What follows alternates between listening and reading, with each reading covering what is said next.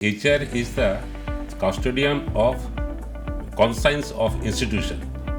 एक इंस्टीट्यूशन का image building करने के लिए जो कल्चर डेवलप करना है, जो वैल्यूज इम्पोर्ट करना है, वो काम HR का है। तो इस तरफ का ट्रस्ट अगर मैनेजमेंट एम्प्लॉय के बीच में होगा, उसका बीच में कुछ अगर फेयर जैसा चीज नहीं होगा, कोई पॉइंट को उठा सकता है, तो इसमें सबको एम्पावर करना है। That is called shared responsibility. HR का काम है आपका जो प्रोफेशनल कॉम्पिटेंस उसको बिल्डअप करना, और इसमें आपके बिजनेस का काम है जो आपके एथिकल इंटीग्रिटी को मेंटेन करना। तो दोनों जब हार्मोनियसली मैच कर जाएगा तभी ऑर्गेनाइजेशन का ग्रोथ होगा।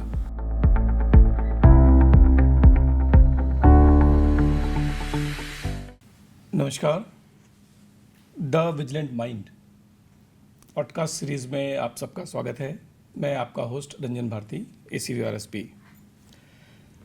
इस साल का विजिलेंस अवेयरनेस वीक का थीम है विजिलेंस आवर शेयर्ड रिस्पॉन्सिबिलिटी, सतर्कता हमारी साझा जिम्मेदारी है। इस विषय को समझने के लिए इसके क्या मायने हैं और कैसे हम इसको हमारे प्लांट के सभी एम्प्लॉय तक पहुंचाएं, हम इस सीरीज़ ऑफ पॉडकास्ट में इस राउरकेला स्टील प्लांट के टॉप लीडरशिप के साथ चर्चा करते हैं। इस चर्चा को आगे बढ़ाने के लिए आज हमारे बीच उपस्थित हैं राउरकेला स्टील प्लांट के एग्जीक्यूटिव डायरेक्टर HR माननीय श्री तरुण मिश्रा सर। सर, आपका बहुत स्वागत है सर इस एपिसोड में। सर, हम शुरू करते हैं सर। ये जो इस बार का थीम है विजिलेंस और शेयर रिस्पॉन्सिबिलिटी, और सर आपका इस इंडस्ट्री में इतना वास्ट एक्सपीरियंस है, तो आपके एक्सपीरियंस से जो हमें मैसेज मिलेगा वो हमारे सभी एम्प्लॉयज़ को बहुत फ़ायदा उसका होगा। तो हमारा जो वर्क फोर्स है कैसे इस बात को समझें और उसके क्या मायने निकालें, ये जो विजिलेंस और शेयर रिस्पॉन्सिबिलिटी है। बहुत ही बढ़िया सवाल है, क्योंकि बहुत आदमी को ये चीज़ कन्फ्यूजिंग लगता है कि HR मतलब खाली सर्कुलर निकालना और नॉर्मल पॉलिसी फॉलो करना और टाइम टू टाइम रिक्रूटमेंट करना। But the thing is HR is the custodian of conscience of institution. एक इंस्टीट्यूशन का इमेज बिल्डिंग करने के लिए जो कल्चर डेवलप करना है, जो वैल्यूज इम्पोर्ट करना है, वो काम HR का है। तो इसमें विजिलेंस का रोल जो आता है, तो खाली विजिलेंस वो चीज़ कर नहीं पाता है। शेयर रिस्पॉन्सिबिलिटी तो हमको हर एम्प्लॉय को एम्पावर करना है, ताकि एक ट्रस्ट, म्यूचुअल ट्रस्ट बिल्डअप करना है। जिस ट्रस्ट के जरिए उसका भी करेज होगा, कोई भी पॉइंट को उठाएगा, वो गलत हो सही हो, सवाल पूछना चाहिए। एक सिस्टम, एक अगर मान लीजिए मेरा पॉलिसी है, अगर 10 साल 20 साल पहले कोई पॉलिसी बना है, उसमें कुछ अगर हम नहीं सोचे थे, आज के दायरा में अगर सोचेंगे, पॉलिसी में कुछ अगर रिव्यू करना है, कोई अगर एम्प्लॉई अगर उस पॉइंट को उठाता है, तो उसको बाद में डिस्कस करना चाहिए। तो इस तरफ का ट्रस्ट अगर मैनेजमेंट एम्प्लॉय के बीच में होगा, उसका बीच में कुछ अगर फेयर जैसा चीज़ नहीं होगा, कोई पॉइंट को उठा सकता है, तो इसमें सबको एम्पावर करना है। That is called shared responsibility. जी sir, thank you sir. Sir, और ये जो फिलॉसफी है सर शेयर रिस्पॉन्सिबिलिटी का, how it will bring probity and efficacy in the organisation, मतलब एक संस्था में इससे कैसे एफिशिएंसी बढ़ेगा और सुचिता का निर्माण होगा। देखिए, एक है कि ना, कोई भी जब हम बात करते एथिक्स का, तो एक दिन का बात नहीं है। हमको डेली हर दिन का लाइफ में वो चीज़ को फॉलो करना है। तो जब हर दिन हम वो चीज़ फॉलो करेंगे, तो वो चीज़ आता है आपका मेनली फैमिली बैकग्राउंड से। जी, आपका फैमिली प्राइड होना चाहिए कि मेरा फैमिली ऐसा है तो मुझे ऐसा बनना पड़ेगा। मुझे अगर ड्यूटी अगर टाइमली बिफोर टाइम जाना है, तो मुझे मेरा एम्प्लॉय रोल मॉडल सोचेगा। जी, तो इस टाइप का फीलिंग अगर आएगा ना, तो सबका भीतर में जो आपका एथिकल सेंस डेवलप करने पड़ेगा। तो ये चीज़ हमको स्टार्टिंग से कल्चर करना है। कोई अगर एम्प्लॉय नया ज्वाइन करना है, तो ज्वाइनिंग का टाइम से ही उसका बीच में ये चीज़ बार बार बोलना है। बाकी एक तो हिंदी में कहावत है ना, जैसे बोओगे ऐसे काटोगे। जी, तो as you sow shall you reap. आपको स्टार्टिंग में जैसे कल्चर आप डेवलप करेंगे, जैसे उसको रूल्स एंड रेगुलेशन के बारे में बताएंगे, जैसे उसके इसके लिए उसको हमको इनकरेज भी करना है। कोई अगर लड़का कोई अच्छा पॉइंट अगर उठाया, कोई ऐसा एथिकल वैल्यू प्रैक्टिस किया है जिससे ऑर्गेनाइजेशन का काफ़ी गेन हुआ है, कोई पॉलिसी में कुछ अगर चेंज है, तो उसको हमको रिवार्ड देना चाहिए, ताकि सबका अंदर से एक तो डर उसमें निकल जाएगा। सब लोग सोचेगा I am part of this vigilance department. भले ही वो दूसरा में काम कर रहा हो, लेकिन वो भी उसका पार्ट उसको समझेगा। ऐसा नहीं कि विजिलेंस अगर कोई चीज़ देखने के लिए आया तो डर के मारे कोने में छुप गया है। डर जैसे चीज़ नहीं होना चाहिए। कहीं पे अगर कुछ में अगर डाउट है तो पूछ लेना चाहिए। जी। आजकल तो इतना एआई टूल्स है, आपको अगर कोई जानकारी लेना चाहिए आप उसमें सवाल कीजिए, आपका आंसर मिल जाएगा। फिर भी अगर क्लैरिटी नहीं आता है तो विजिलेंस डिपार्टमेंट में जाइए, वहाँ बात कीजिए, क्योंकि कोलैबोरेटिव अगर उसमें एक एक्सपीरियंस अगर नहीं होगा तो दोनों का म्यूचुअल अगर ट्रस्ट नहीं होगा तो ऑर्गेनाइजेशन कभी ग्रो कर नहीं पाएगा। जी सर। हमारे दर्शकगण जो सुन रहे हैं, आपने सुना भी कितनी अच्छी बात सर ने एक मार्गदर्शन में दिया हमें। विजिलेंस से डरने का कुछ ऐसा मुद्दा बिल्कुल नहीं है। नहीं चाहिए। बेसिकली कोलैबोरेशन का समय है, हम और आप सब एक ही हैं और सब मिल कर के सिस्टम को आगे बढ़ाना है, और यही सर ने बताया कि जो शेयर रिस्पॉन्सिबिलिटी का उद्देश्य है। आगे बढ़ते हैं सर। सर कई बार ऐसा हम लोग देखते हैं कि एक एम्प्लॉई बोलता है मैं तो बहुत छोटा आदमी हूँ, मैं क्या कर सकता हूँ। तो वो जो एक कंसेप्ट है सर, कि कई बार एम्प्लॉई जो है उसका इंडिविजुअल एफर्ट बहुत स्मॉल फील करता है खुद में ही। तो एज एन एचआर जो ऑर्गेनाइजेशन है, कैसे इंस्पायर करेगा अपने एम्प्लॉयज़ को और एम्पावर करेगा? हाँ, बहुत सही कि चीज़ है। वो क्योंकि आप जब सोचेंगे कोई एक तो मास कॉन्ट्रैक्ट अगर हो रहा है, देखेंगे बहुत लड़का उसमें सवाल नहीं पूछता है। वो एक तो पहला डर है, अगर हम पूछेंगे तो मेरा मेरा बॉस क्या मुझे बोलेगा, और मेरा सवाल अगर सिली होगा कोई क्या सोचेगा। डरने का कुछ नहीं है। अगर आपका मन में कोई भी सवाल है, अगर आपको डिपार्टमेंट में कोई प्रैक्टिस आपको गलत लग रहा है, आपको बोलना चाहिए। लेकिन उसके लिए आपको एनवायरनमेंट वैसे बनाना पड़ेगा ताकि किसी का मन में कोई डर नहीं है। और आपको एक चीज़ करना पड़ेगा ताकि कोई उसको पेनलाइज ना करे। That must be insured by the management, कि अगर कोई एम्प्लॉई कुछ पॉइंट को अगर रेज किया है जो वैलिड पॉइंट है, लेकिन उसके लिए डिपार्टमेंट में सीनियर अगर उसमें बाकी अनकंफर्टेबल फील कर रहा है, लेट हिम फील अनकंफर्टेबल। लेकिन उसको पेनलाइज नहीं होना है। जब तक ये आप इंश्योर नहीं कर पाएंगे तो आपका म्यूचुअल ट्रस्ट कभी नहीं आएगा। जिस दिन वो म्यूचुअल ट्रस्ट डेवलप करेगा तब देखेंगे कोई भी सवाल सब लोग फ्रीली पूछ रहा है, और जैसे फ्रीली सवाल पूछेगा उसका अंडरस्टैंडिंग क्लियर होगा तो as a whole organisation will grow both professionally and ethically. Sir HR का एक और बहुत इंपॉर्टेंट कि building the next generation leaders with a strong ethical background foundation. आपका सर गाइडेंस चाहिए कि what should be the road map, how to go ahead about building a right. एक है अगर नेक्स्ट जनरेशन लीडर बिल्डअप करना है, कभी मुझे सोचना नहीं है कि आपका सीनियर है बोल के ही आपको लीडर बनना है, बनाना पड़ेगा कि इनका तो 20 साल हो गया, इनको लीडर बनाना है। नहीं, you must select the competent person. उनका स्टार्टिंग करियर से उनका एथिकल बैकग्राउंड कैसे रहा है वो आपको देखना है। जब भी आप कभी किसी का अगर परफॉर्मेंस अप्रेजल कर रहे हैं तो भले ही उस डिपार्टमेंट का उनका अंडर में परफॉर्मेंस बहुत सही हो, लेकिन आपका टारगेट रहेगा कि weather he is following ethical values और नॉट।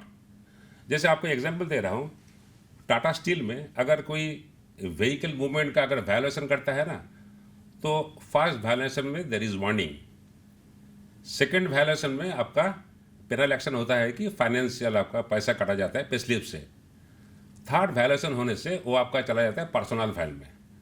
सपोज आपका प्रमोशन ड्यू है, आप चले गए इंटरव्यू देने के लिए, आप बहुत अच्छे इंटरव्यू दिए, आपका बाकी वर्किंग परफॉर्मेंस बहुत सही है, तो वो इंटरव्यू बोर्ड में आपको कुल्ली बोल दिया जाएगा पर्सनल फाइल खोल के कि आपका सब सही है, because you have not maintain the rules and regulation of the company.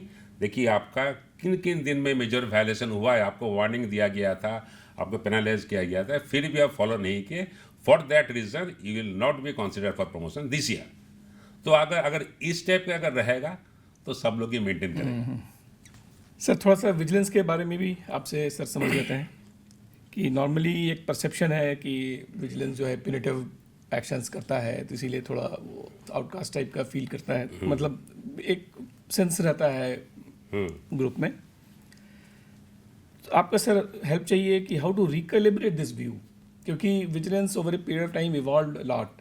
Initially, थोड़ा complaint handling was the main focus, but slowly and over a period of time, it went towards preventive vigilance, systemic improvements. इसका main reason है कि हम लोग उतना may be awareness buildup कर नहीं पाए कि vigilance should be considered as a partner. Sir कि हम लोग पहले सोचते हैं कि पुलिस जैसा है, अगर जाएंगे तो 100 सवाल पूछेंगे, हम फंस जाएंगे। वैसे नहीं है, आपका प्रोसेस इम्प्रूवमेंट के लिए है, आपका विजिलेंस है। अगर आप कहीं पे नोइंगली अननोइंगली कुछ अगर मिस्टेक कर रहे हैं, उसको रेक्टिफाई करने के लिए विजिलेंस है। विजिलेंस आपको एक्शन लेने के लिए नहीं लिया है। सर विजिलेंस ऑलवेज प्रिवेंटिव के लिए, ताकि फ्यूचर में आप सेम मिस्टेक ना करें।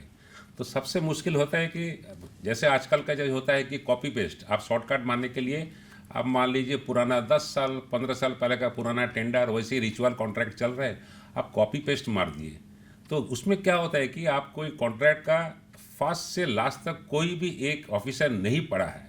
तो उससे बेहतर क्या है, अगर मान लीजिए रिचुअल कॉन्ट्रैक्ट है जिसको आप सालों साल फॉलो करेंगे, एटलीस्ट एक बार डिपार्टमेंट से जूनियर से सीनियर मोस्ट आदमी एक रूम में बैठ के उस कॉन्ट्रैक्ट को पूरा स्टार्ट से एंड तक पढ़ना चाहिए। कोई ये लड़का पढ़ेगा, सब लोग सुनेगा, उसमें कहीं कहीं कुछ अगर मिस्टेक है कि नहीं है, कोई अगर लॉजिकली कुछ चीज़ है कि नहीं है, वो चीज़ देखना है। और सबसे बड़ा चीज़ देखना है कि अगर ऐसा सवाल कुछ आए जिसके आंसर मेरे पास नहीं है, तो वो चीज़ टेंडर में क्यों है। जी अगर मेरा कोई एक्शन अगर पब्लिकली कोई अगर डिस्प्ले कर दे, उसमें हम तो अनकंफर्टेबल नहीं होंगे। ये सवाल जिस दिन आप खुद को करेंगे, तभी आप वो मिस्टेक दोबारा नहीं करेंगे। तो आपको पहले है कि इन्फॉर्मेशन सही है कि नहीं देखना है, जो भी आप एक्शन ले रहे हैं ट्रांसपेरेंट है कि नहीं, वो चीज़ देखना है। और ऐसा कुछ नहीं करेंगे जो अगर पब्लिक डोमेन में डिस्प्ले करने से आप अनकंफर्टेबल होंगे। तो उस चीज़ को अगर आप ध्यान में रखेंगे तो आपका मन में कुछ डर ही नहीं रहेगा। आपका जो भी सवाल है, आप डिपार्टमेंट हेड से बात कीजिए, आप विजिलेंस हेड से जाके बात कीजिए, देखिए ये चीज़ ना मुझे ऐसे लग रहा है, कुछ डाउट हो रहा है, थोड़ा क्लैरिफाई कर दीजिए। They are always ready to clarify. Sir ठीक है sir coming to sir contract labours and outsource staff, अभी एक बड़ा पोर्शन हो गया है हमारे वर्कफोर्स का, तो इनके लिए सर क्या संदेश है? क्योंकि इसमें कई बार ऐसा देखते हैं कि बहुत सारे जो स्टैट्यूटरी कंप्लायंसेस हैं, जैसे एक एग्जांपल है, मान लीजिए मिनिमम वेजेस वाला है, उसमें कई बार हम प्रैक्टिकल है कि कई बार हमको पता चलता है कि इसमें वायलेशन हो रहा है, पूरा पेमेंट नहीं हो रहा है। कैसे हम इन स्टैट्यूटरी कंप्लायंसेस को इंश्योर करके कैसे हम सिस्टम को इम्प्रूव कर सकते हैं? सबसे इम्पोर्टेंट चीज़ है, क्योंकि आज जो हम लोगों का टोटल मैन पावर अगर देखेंगे, उसमें परमानेंट मैन पावर से कॉन्ट्रैक्चुअल मैन पावर ज़्यादा है। ग्रेजुअली हम लोग कॉन्ट्रैक्चुअल मैन पावर की तरफ में स्विच ओवर कर रहे हैं, ताकि मेरा कॉस्ट ऑफ प्रोडक्शन नीचे आए। तो उसमें contractual manpower group is a backbone of the organisation. तो अगर किसी से आप अगर काम ले रहे हैं, तो being part of the management आपको इंश्योर करना है स्टैट्यूटरी ऑब्लिगेशन फुलफिल कॉन्ट्रैक्टर कर रहा है कि नहीं कर रहा है। तो आप जैसे मानिए सैंपल वाइज कोई आदमी को बुला लीजिए, उसका डॉक्यूमेंट उससे मांगिए कि उसका पीएफ का पोर्शन उसको मिल रहा है कि नहीं मिल रहा है, उसका मिनिमम वेजेस सैलरी जिस ग्रेड में अगर सेमी स्किल्ड है, उसको सैलरी पूरा मिल रहा है कि नहीं मिल रहा है अकाउंट में, उसका ईएसआई डिपॉजिट हो रहा है कि नहीं हो रहा है, वो देखना है।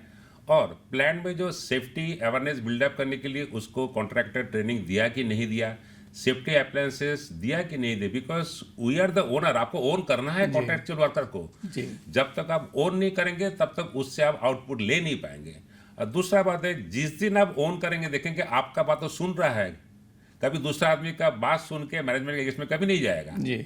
तो आप उसको ओन करेंगे, वो भी प्लांट को ओन करेगा। आपको मानना ही पड़ेगा प्लांट का प्रोडक्टिविटी अगर बढ़ रहा है, अगर फ्यूचर में बढ़ेगा, that will be only due to contractual workers. ये जिस दिन आप मान लेंगे, उस दिन आप उसको ओन कर लेंगे। जी, so very well put sir. Viewers please take note of this, कैसे हम अपने फ्यूचर को सिक्योर कर सकते हैं। कई बार ऐसा होता है कि हम इन कंप्लाइंसेस को इग्नोर करते हैं और बाद में प्रॉब्लम में फंस जाते हैं। तो kindly pay attention to what our leaders are saying, और एक अच्छा उन्होंने गाइडेंस दिया है, मार्गदर्शन दिया है, जो हमें आगे परेशानी से बचा सकता है। अच्छा, इसी में सर एक और बात करना चाह रहा था कि जैसे ही अगर कॉन्ट्रैक्ट लेबर्स, जैसा आपने कहा कि वो भी और आपका बात सुनेगा, तो एक बार जब कॉन्ट्रैक्ट लेबर या कॉन्ट्रैक्टर्स भी हमारे एक साथ अलाइन हो जाएगा, तो it will also help in forwarding this message of share responsibility. वो रिस्पांसिबिलिटी शेयर करने लगेगा एकदम।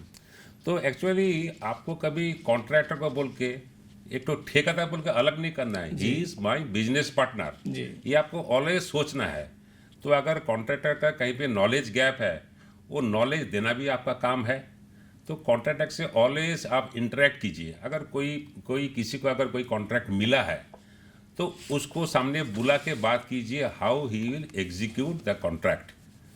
तो अगर उसका टेक्निकल कुछ गैप है, आप उसको इनपुट दीजिए, ताकि आप जो कॉन्ट्रैक्ट दिए हैं, एक तो कंपनी का गेन होना चाहिए, दूसरा ओवरऑल जो कॉन्ट्रैक्चुअल एम्प्लॉय उसका भी गेन होना चाहिए कि वो सही काम करे, पूरा काम करे, और उसके लिए दोनों का ही बेनिफिट हो। जी, विन विन सिचुएशन होना विन चाहिए। विन सिचुएशन होना जी, चाहिए, तभी दोनों सेटिस्फाइड रहेगा। तभी दोनों साइड सेटिस्फाइड रहेगा। इसके लिए आपको रेगुलर इंटरेक्शन करना है जी, सर। कॉन्ट्रैक्टर से। जी, thank you sir for your words of wisdom.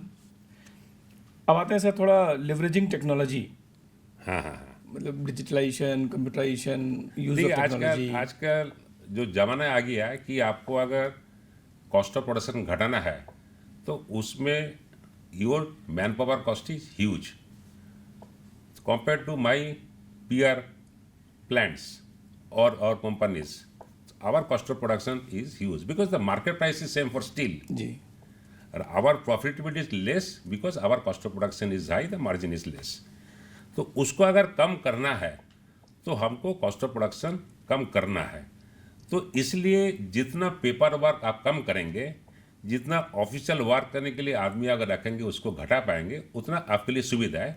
दूसरा है, ये आपका ट्रांसपेरेंसी डेवलप करने में भी हेल्प करेगा और एम्प्लॉय को एम्पावर करने के लिए भी हेल्प करेगा। जी, मान लीजिए कोई अगर पीएफ लोन ड्रॉ करना चाहता है तो क्यों वो एप्लीकेशन करेगा, उसके बाद में बॉस से साइन कराएगा, फिर जमा करेगा, फाइनेंस में 3 जगह घूम के आ जाएगा? क्यों नहीं है? उसका ही तो पीएफ अकाउंट उसका खुद का है।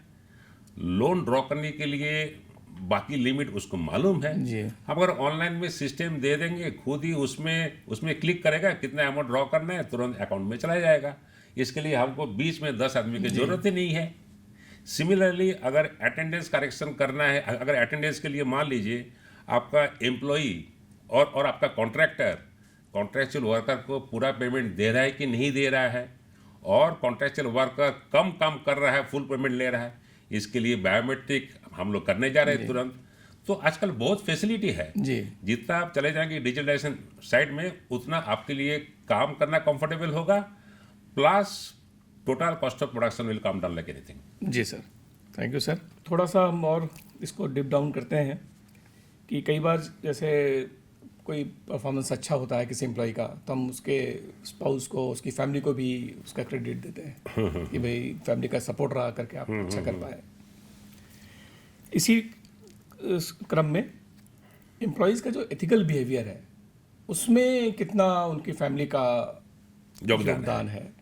मतलब अच्छे परफॉर्मेंस में ये तो हम मैंने करते हैं। जैसे पहले ही बताया, सर, एक तो आप जब नौकरी ज्वाइन करने से पहले ही आपका ग्रोइंग स्टेज में आपका एथिकल वैल्यू डेवलप करता है। आपका घर में कैसे एनवायरनमेंट है, अगर किसी कोई लड़का मान लीजिए स्कूल में पढ़ रहा है, अगर देखेगा उसका पिताजी प्लांट से 4 घंटा बाद में निकल के घर में आ जा रहा है, तो वो सोचेगा नेबर तो 8 घंटा ड्यूटी करके आ रहा है, मेरा पिताजी 4 घंटा बाद आ जा रहा है। तो उसका मन में ये ख्याल डेवलप होते रहेगा कि सरकारी नौकरी है मतलब 4 घंटा बाद ही भाग जाना है। तो जब उसका भी ग्रोथ होगा, कहीं ज्वाइन करेगा, that will be his demand जी। कि मैं तो पिताजी को देखा था उसमें सरकारी कंपनी में 4 घंटा बाद आ जाना। तो वैसे ही अगर फैमिली वैल्यूज आप अगर खुद मेंटेन करेंगे, अगर आप डिसिप्लिन रहेंगे, तो इसमें इनहेरेंटली आपका बच्चे में वो रहेगा ही। दूसरा उसमें रिवर्स साइड से, अगर मान लीजिए फैमिली का कुछ अगर अंडू डिमांड नहीं है, कि अगर फैमिली वाइफ जानते हैं कि उनका हस्बैंड का इनकम कितना है, लेकिन उससे डबल अगर डिमांड नहीं करेंगे कभी, तो उन पर भी प्रेशर नहीं आएगा। जी। कभी भी दूसरे तरीके में इनकम करने के लिए उनका कभी मन जाएगा ही नहीं है। तो इसमें म्यूचुअल दोनों का रोल है।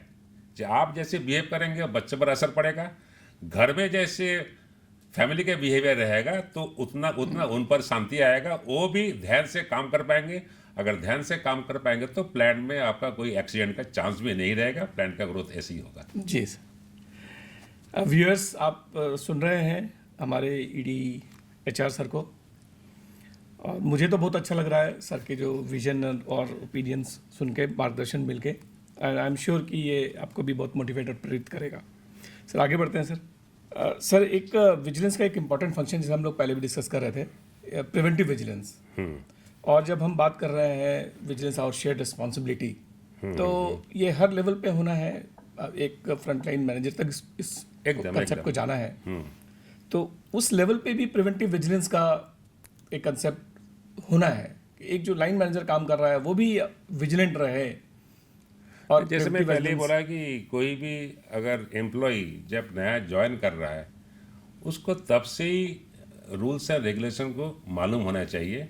जी, परचेज कंट्रोल प्रोसीजर पीसीपी क्या है, कंपनी गाइडलाइन क्या है, किसका अंदर मुझे काम करना है, उसको पहले से। आज भी अगर देखेंगे, मैंने even in many senior officials जिनको पीसीपी का पूरा मालूम नहीं है, वो चीज़ आपको मालूम होना चाहिए लाइन बाय लाइन। अगर नहीं होना चाहिए तो आपका बाइबल की तरह आपका टेबल पे वो किताब रहना चाहिए। जब भी डाउट हो तो उसको देख लेना चाहिए एक बार। तो ये चीज़ अगर स्टार्टिंग से होगा तो किसी को नहीं लगेगा कि विजिलेंस प्यूनिटिव है, वो प्रिवेंटिव भी है। जी सर। क्योंकि आप अगर विजिलेंस अगर कोई चीज़ बोल रहा है तो उसको पनिशमेंट भी नहीं बोल रहा है। आप अगर नोइंगली अननोइंगली कुछ अगर मिस्टेक कर रहे हैं ताकि आपका मिस्टेक दोबारा फ्यूचर में ना हो, उसको प्रिवेंट करने के लिए आपको बोल रहा है।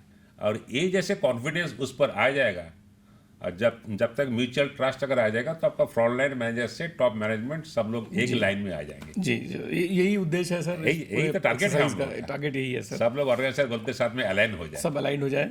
बिल्कुल सर। और इस बार के थीम का भी यही उद्देश्य है, यही उद्देश्य this is our shared responsibility हर लेवल पे sir. Sir HR and vigilance both are management functions. जैसे एचआर है, अदर है, विजिलेंस भी सर एक मैनेजमेंट फंक्शन ही है। And are enablers in employees journey of professional growth and integrity. So please help us understand the concept so that an employee remains aligned. मतलब कई बार लोगों को ये कंसेप्ट क्लियर नहीं रहता है, तो हाउ। हाँ, एक है कि एचआर विजिलेंस दोनों का इक्वल इम्पोर्टेंस है। दोनों म्यूचुअली इंडिपेंडेंट नहीं है जी, दोनों का इंटरलिंक्ड है। अगर एचआर का काम है आपका जो प्रोफेशनल कॉम्पिटेंस उसको बिल्डअप करना, और इसमें आपके विजिलेंस का काम है जो आपके एथिकल इंटीग्रिटी को मेंटेन करना। तो दोनों जब हार्मोनियसली मैच कर जाएगा तभी ऑर्गेनाइजेशन का ग्रोथ होगा। तो दोनों को सेपरेटली हम कभी सोच ही नहीं सकते। तो इसलिए एचआर विजिलेंस दोनों एक साथ काम करेगा, जॉइंटली कोलैबोरेटली, तभी ऑर्गेनाइजेशन का ग्रोथ होगा। जी सर। एम्प्लॉय का अवेयरनेस डेवलपमेंट हाँ। इसके थ्रू हो सकता है सर, बिल्कुल सही कहा उसमें सर आपने। अवेयरनेस का आपको ट्रेनिंग जी माने फ्रीक्वेंटली करना पड़ेगा। जी sir, thank you sir. We are sir observing this year vigilance awareness week 2025 with this theme. जैसे कि हम लोग बात कर रहे हैं, our vigilance is our shared responsibility. इस मौके पे सर आप एक जनरल मैसेज क्या हमारे एम्प्लॉइज को देना चाहेंगे? मैसेज एक ही देना है कि आपको विजिलेंस से कभी डरना ही नहीं है। खाली आप एक चीज़ सोचिए, आप जो भी काम करेंगे सही तरीके से काम करेंगे। डेली आप घर जाके रात में सोने से पहले सोचेंगे कि आज का सैलरी आप जस्टिफाई कर पाए कि नहीं कर पाए। ये अगर डेली आप सोचेंगे तब आप सोचेंगे आज कौन सा काम हम छोड़ के आ गए। नेक्स्ट दिन पूछेंगे क्यों छोड़ के आ गए। आ जाएगा कि अगर काम उसमें हो सकता था तो वो काम को क्यों नहीं करके आए। अगर पेंडिंग काम रखेंगे तो आपको फ्यूचर में 100 बार सोचना पड़ेगा। तो अगर इंडिविजुअली आप एथिकल रहेंगे, और इंडिविजुअल से जब अगर ऑर्गेनाइजेशन सब लोग इंडिविजुअल एथिकल रहेगा तो आपको जॉइंटली ऑर्गेनाइजेशन का ग्रोथ कोई रोक नहीं सकता है। सर थैंक यू सर आपके वर्ड्स ऑफ thanks. विजडम के लिए। Now we have come to end of this session. आपका सर बहुत बहुत धन्यवाद सर, आप आए, अपने समय निकाला हमारे साथ।